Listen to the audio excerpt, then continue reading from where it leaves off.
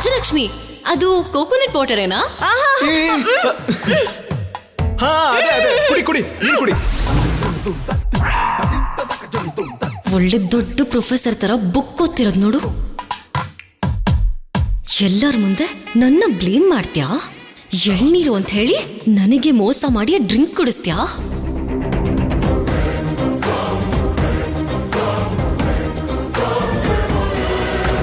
ನೀನು ಶ್ರೀರಾಮಚಂದ್ರನ್ ಹಾಗೆ ಪೋಸ್ ಕೊಡ್ತೀಯ ಅಂತ ನನಗೆ ಗೊತ್ತು ಕಣೋ. ಆದ್ರೆ ಮನೆಯವರೆಲ್ಲ ಸೇರಿ ನಿನಗೆ ಹೊಡಿತಾರೆ ಅಂತ ನಿನ್ಗೇನಾದ್ರೂ ಗೊತ್ತಾ? ಗೊತ್ತಿಲ್ಲ. ಹಾಗ್ ಮಾಡ್ಲಿಲ್ಲ ಅಂದ್ರೆ ನಾನು ನಮ್ಮಮ್ಮನ ಮಗಳೇ ಅಲ್ಲ. ನಿನ್ ಸೊಕ್ಕು ಮುರಿಯೋದಕ್ಕೆ ಚಾನ್ಸ್ಗೋಸ್ಕರ ವೇಟ್ ಮಾಡ್ತಾ ಇರ್ತೀನಿ.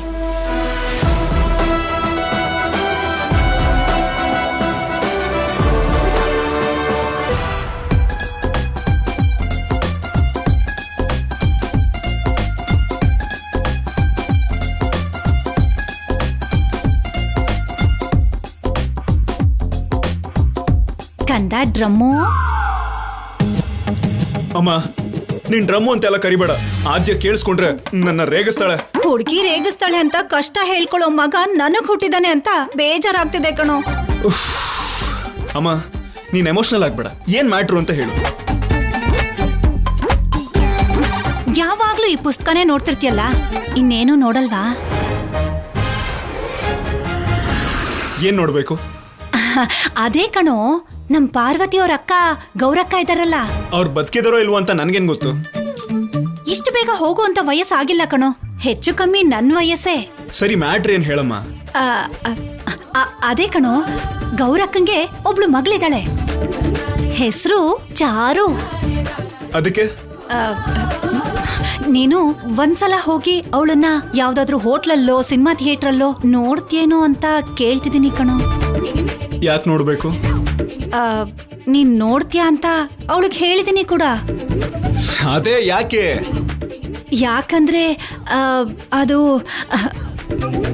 ಹೆಣ್ಣೋಡೋ ಶುಭ ಕಾರ್ಯನ ಅಂದ್ರೆ ಮಾತುಕತೆನ ಮುಂದುವರಿಸಬಹುದು ಅಂತ. ನೋಡಮ್ಮ, ನಿನಗೆ ಟೈಮ್ ಪಾಸ್ ಆಗ್ತಿಲ್ಲ ಅಂದ್ರೆ ಚಾರುನ, ಅವ್ರ ಅಮ್ಮನ್ನ, ಬೇಕಿದ್ರೆ ಅವ್ರ ಅಜ್ಜಿನೂ ನೋಡ್ಕೊಂಡ್ ಬಾ. ಸುಮ್ನೆ ನನ್ನನ್ನು ಓದಕ್ ಬಿಡು. ನಿನಗಿರೋ ಆಸೆಗಳಿಗೋಸ್ಕರ ನನ್ನ ಫ್ಯೂಚರ್ನ ಹಾಳು ಮಾಡ್ಬೇಡ. ಅದ್ ಹಾಗಲ್ಲ ಕಣೋ ಡ್ರಮ್ಮು. ಹೇಳು, ನನಗಲ್ಲ, ಅವ್ರಿಗೆ ಹೋಗಿ ಹೇಳು, ನಮ್ ಡ್ರಮ್ಮು ಯಾವ್ದಕ್ಕೂ ಒಪ್ಕೋತಾ ಇಲ್ಲ ಅಂತ.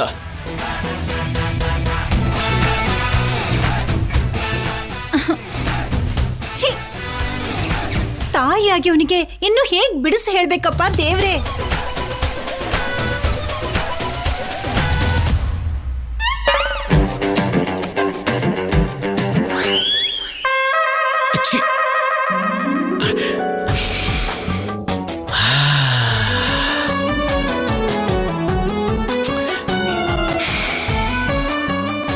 ಆಹಾ, ಇಷ್ಟು ಚಿಕ್ಕದಾಗಿರೋ ಸಿಗರೇಟು ಎರಡೇ ಎರಡು ದಮ್ ಹೊಡೆದು ಬಿಸಾಕ್ಬೇಕು ಅಂತಂದ್ರೆ ಮನ್ಸು ಒಪ್ಕೋತಾನೆ ಇಲ್ಲಪ್ಪ.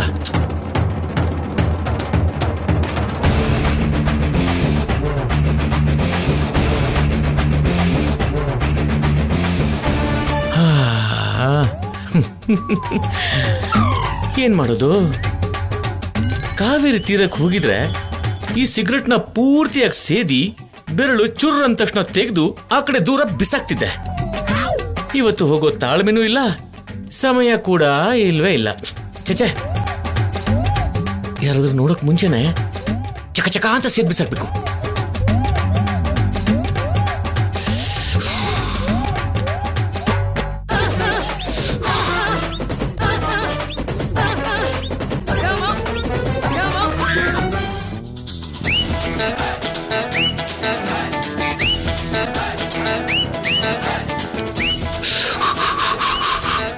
ಅಪ್ಪ,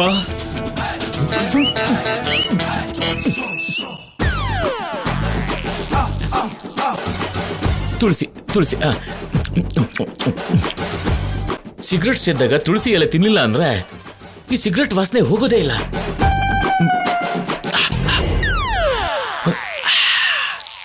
ಇದು ಇವಾಗ ಇವಾಗ ಯಾರಿಗೂ ಡೌಟ್ ಬರಲ್ಲ. ನನ್ ಬಂಗಾರ, ನೀನ್ ಇಲ್ಲೇ ಇರು.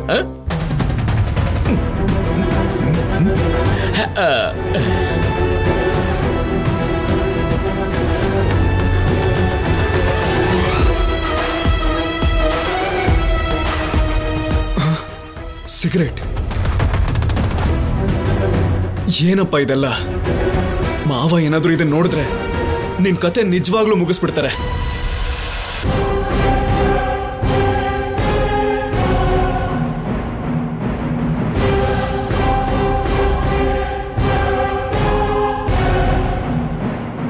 ಯಪ್ಪ ಸೀನು, ಸೈಲೆಂಟ್ ಆಗಿ ಸಿಗರೇಟ್ ಸೇತಿದ್ಯಾ? ಇವಾಗ ಇದನ್ ಯಾರು ನೋಡದೆ ಇರೋ ಹಾಗೆ ಎಲ್ಲಾದ್ರೂ ದೂರ ಬಿಸಾಕ್ಬಿಡ್ಬೇಕು.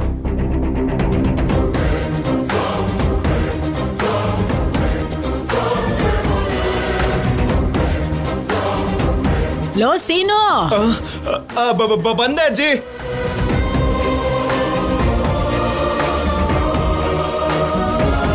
ಇವತ್ ನಿನ್ ಕತೆ ಮುಗೀತು ಕಣೋ. ನಿನ್ ಮೇಲೆ ರಿವೆಂಜ್ ತೀರಿಸ್ಕೊಳ್ಳೋ ಚಾನ್ಸು ಇಷ್ಟು ಬೇಗ ಬರುತ್ತೆ ಅಂತ ನಾನು ಅನ್ಕೊಂಡಿರ್ಲಿಲ್ಲ.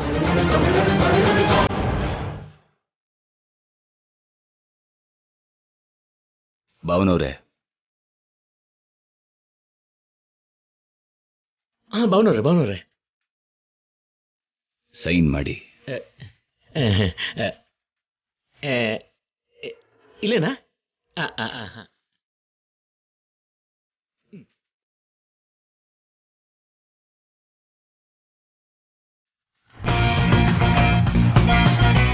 ಸೀನು, ಹೇಳಿ ಮಾವ. ಈ ಪೇಪರ್ಸ್ನ ತಗೊಂಡು ಹೋಗಿ ಶಾನ್ ಬೋಗ್ರು ಕೊಡು. ಸರಿ ಮಾವ. ಸೀನು,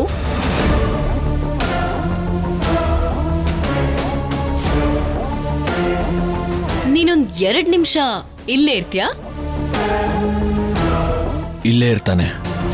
ಏನ್ ಬೇಕು ಅಂತ ಹೇಳಿದ್ರೆ ಅದ್ ತಗೊಂಬರೋ ಅಂತದಾಗಿದ್ರೆ ತಪ್ಪದೆ ತಗೊಂಬಂದ್ ಕೊಡ್ತಾನೆ. ಓ ಹೌದಲ್ವಾ? ಯಾವ್ದು ಒಳ್ಳೇದು ಯಾವ್ದು ಕೆಟ್ಟದ್ದು ಅಂತ ಒಂದಕ್ಕೆ 2 ಸಲ ನೋಡ್ತೀರಾ ಅಲ್ವಾ?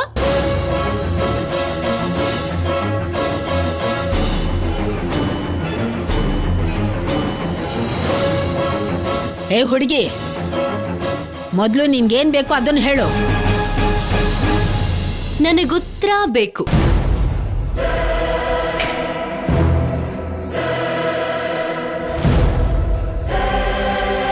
ಆದ್ಯಾ, ಸ್ವಲ್ಪ ನೀನಿಲ್ವಾ?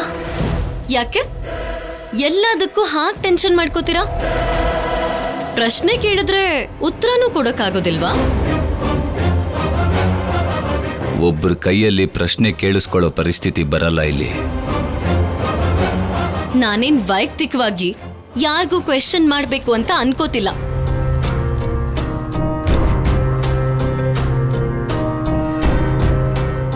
ನೀನೇನ್ ಕೇಳ್ಬೇಕು ಅನ್ಕೊಂಡಿದ್ಯೋ ಕೇಳೋ. ಪದ್ಧತಿ ಅನ್ನೋದು ಈ ಮನೆಯಲ್ಲಿದ್ರೆ ಮಾತ್ರನಾ? ಆಚೆ ಇಲ್ವಾ?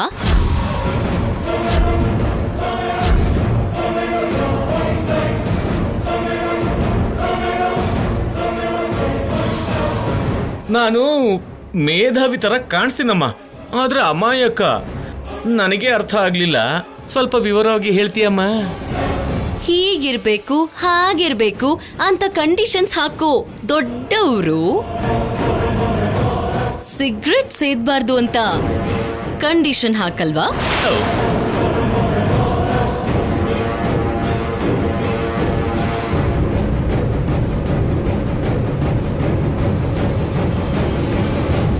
ಸಿಗರೇಟಾ?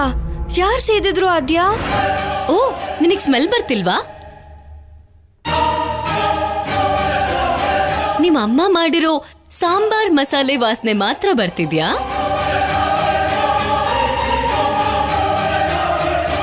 ಸಿಗರೆಟ್ ಸೇದ್ ಬಿಸಾಕಿ ತುಳಸಿ ಎಲ್ಲ ಚೆನ್ನಾಗಿ ಅಗ್ದಿದ್ದೀನಲ್ಲ, ವಾಸನೆ ಹೇಗ್ ಬಂತಪ್ಪ? ಸಿಗರೆಟ್ ಸೇದವ್ರ ಹತ್ರ ನನ್ ಮಗ ಆಗ್ಲಿ ನನ್ನ ಅಳಿ ಆಗ್ಲಿ ಯಾರು ಮಾತಾಡಲ್ಲ.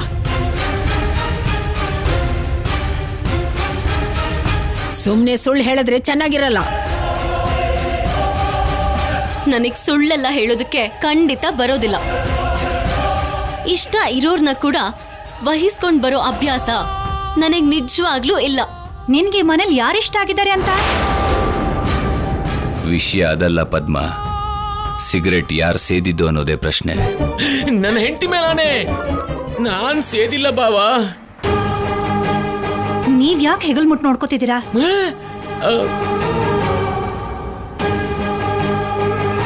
ಈ ಮನೇಲಿ ಕೆಟ್ಟ ಅಭ್ಯಾಸಗಳು ಯಾರಿಗೂ ಇಲ್ಲ. ಆದ್ಯ ಅನ್ನೋದಲ್ಲ, ಆಧಾರ ಕೂಡ ಇರಬೇಕು.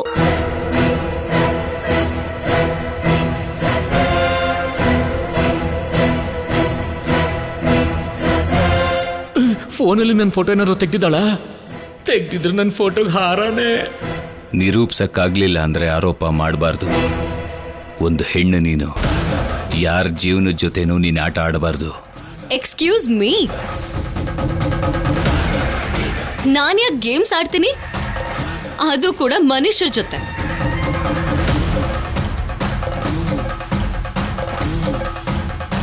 ನೀನ್ ನಿರೂಪಿಸ್ತೀಯ ಆದ್ಯಾ? Why not?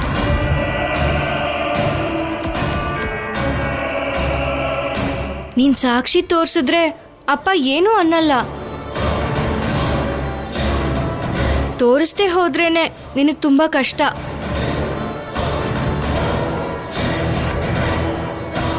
ನಿಮ್ಗೆಲ್ಲ ಬೇಕಾಗಿರೋ ಎವಿಡೆನ್ಸ್ ನೀನ್ ಸೀನು ಮಾವನ್ ಹತ್ರನೇ ಇದೆ.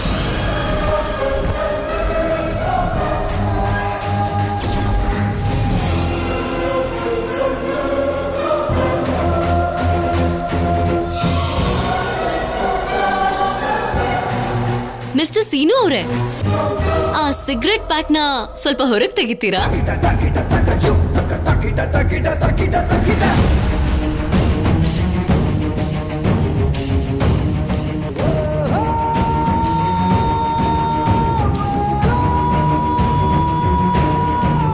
ನನ್ ಮಗನ್ ಮೇಲೆ ಯಾಕೆ ನಿನ್ಗಷ್ಟು ದ್ವೇಷ?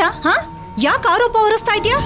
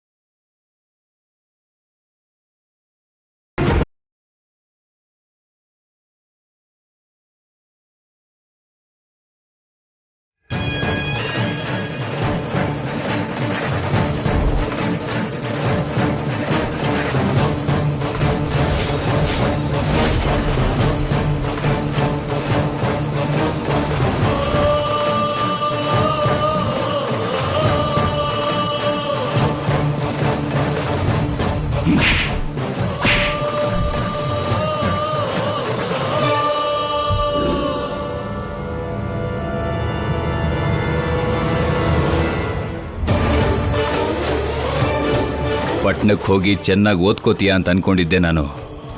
ಇಂಥ ದುರಭ್ಯಾಸಗಳು ಕಲಿತೀಯ ಅಂತ ಅನ್ಕೊಂಡಿರ್ಲಿಲ್ಲ.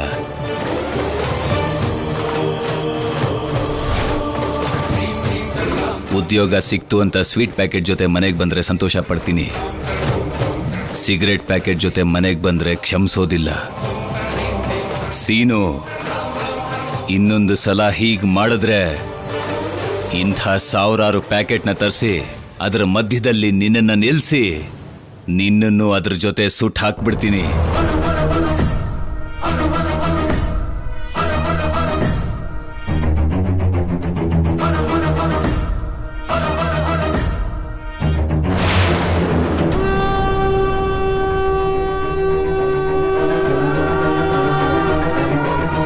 ಏನೋ ಶಿಕ್ಷೆ ಕೊಡ್ತೀನಿ ಅಂತಿದ್ರಿ?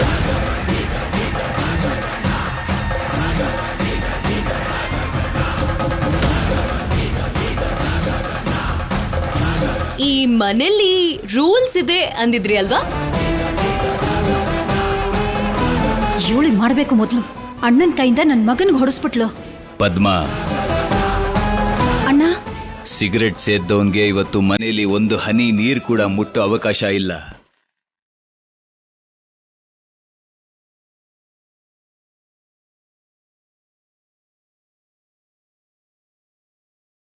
ಶಿವರಾಜ್,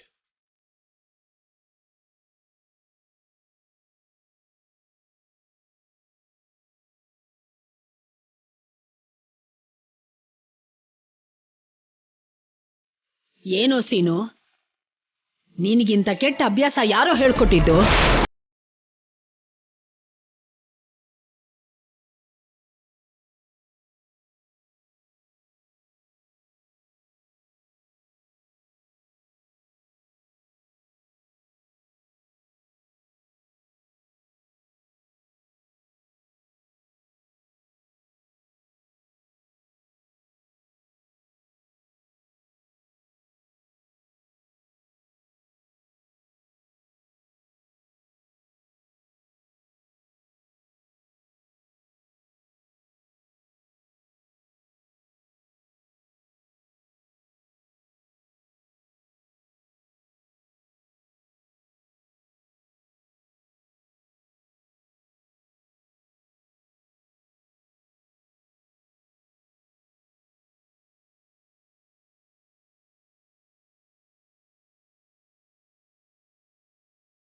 ಮಾಡಕ್ ಹೋಗಿದ್ದಕ್ಕೆ ಸರಿಯಾದ ಶಿಕ್ಷೆ ಸಿಕ್ತು.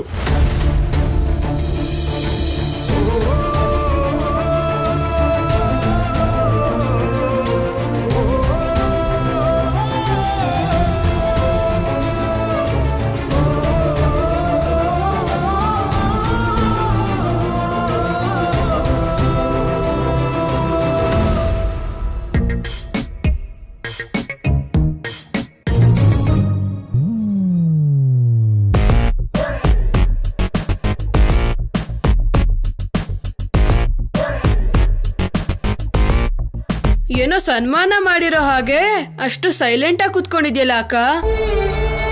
ಅಪ್ಪ ಸೀನು ಮಾವಂಗ್ ಹೊಡೆದ್ರಲ್ಲ ಬಿಟ್ಟು, ಅದ್ರ ಬಗ್ಗೆನೇ ಯೋಚಿಸ್ತಾ ಇದ್ದೆ. ಓಹೋ, ಹೇಗ್ ಹೊಡೆದ್ರು ಅಂತಾನಾ? ದೊಡ್ಡಪ್ಪನ್ ಕೈ ಕಾವೇರಿ ಬ್ರಿಡ್ಜ್ ತರ ಉದ್ದಕ್ಕಿದ್ಯಲ್ಲ, ಸುಮ್ನೆ ಕೈನ ಸ್ವಲ್ಪ ಆಡ್ಸಿದ್ರೆ ದೌಡೆ ಮುರ್ದ್ ಹೋಗುತ್ತೆ. ಪಾಪ ಸೀನು ಮಾವ ಎಷ್ಟ್ ಬೇಜಾರ್ ಮಾಡ್ಕೊಂಡಿದ್ದಾನೋ ಏನೋ. ಮಾವ ಸಿಗರೆಟ್ ಸೇತಾನೆ ಅಂದ್ರೆ ನನಗ್ ನಂಬಕ್ಕೆ ಆಗ್ತಿಲ್ಲ ಬಿಟ್ಟು. ಅದು ನಿಜಾನೇ ಅಂತ್ಯಾ?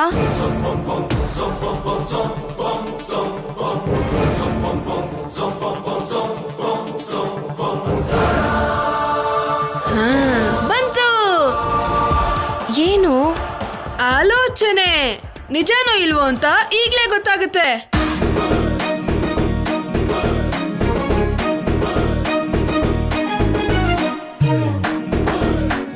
ಇದೇನು?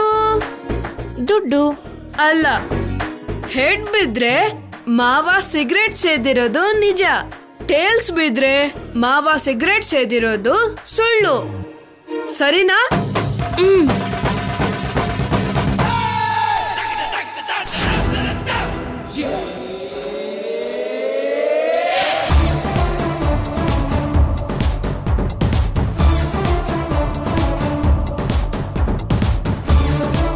ನೀನ್ ಅದನ್ನ ಹಿಡಿದ್ಯಾ ಆದ್ಯಾ? ಎಲ್ಲಿ ತೋರ್ಸು. ಹೆಡ್ಸಾ ಟೇಲ್ಸಾ? ಟೇಲ್ಸ್. ಟೇಲ್ಸಾ? ನಿಮ್ ಸೀನು ಮಾವಂಗೆ ಒದೆ ಬೀಳೋ ಹಾಗೆ ಮಾಡ್ದೆ ಅಲ್ವಾ? ಹೇಗಿತ್ತು ನನ್ನ ಮೈಂಡ್ ಗೇಮ್?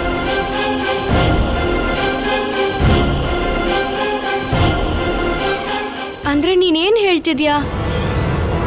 ಇನ್ನೂ ಅರ್ಥ ಆಗಿಲ್ವಾ ಅಕ್ಕ? ನಿನಗ್ ಬೇಗನೆ ಮದ್ವೆ ಮಾಡಿಸ್ಬೇಕು. ನೀನಾದ್ರೂ ಹೇಳೋ ಬಿಟ್ಟು. ಸೀನು ಮಾವನ್ಗೆ ದೊಡ್ಡಪ್ಪನ ಹತ್ರ ಬೇಕು ಅಂತಾನೆ ಓಡಿಸಿದಂತೆ ಆದ್ಯಕ್ಕ.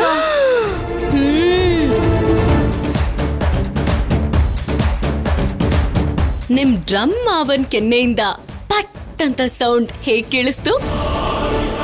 ಯಾಕೆ ಹಾಗೆ ಮಾಡ್ದೆ ಆದ್ಯಾ? Tit for that.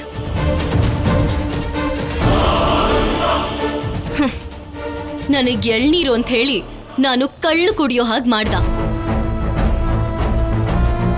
Swimming pool ಬಿಟ್ರೆ ಎಲ್ಲೂ ಮುಳುಗ್ದೇರೋ ನನ್ನ ಕಾವೇರಿಲಿ ಮುಳುಗ್ಸಿ ಎತ್ತದ. ನನಗ್ ಮತ್ತೆ ಇರೋ ಹಾಗೆ ಮಾಡ್ದೋನ್ಗೆ ತಕ್ಕ ಶಿಕ್ಷೆ ಆಗೋ ಹಾಗೆ ಮಾಡ್ತೀನಿ ಅಂತ ನಾನು ಹೇಳಿದ್ದೆ, ಮಾಡ್ದೆ. ಅಯ್ಯೋ ಪಾಪ ಅಲ್ವಾ? ಇದೆಲ್ಲ ಗೊತ್ತಿಲ್ದೆ ಬೇಜಾರ್ ಮಾಡ್ಕೊಂಡು ಮಾವ ಎಲ್ಲಿ ಹೋಗಿದ್ದಾನೋ ಏನೋ. ಕಾವೇರಿಗೆ ಹಾರಿದ್ರೆ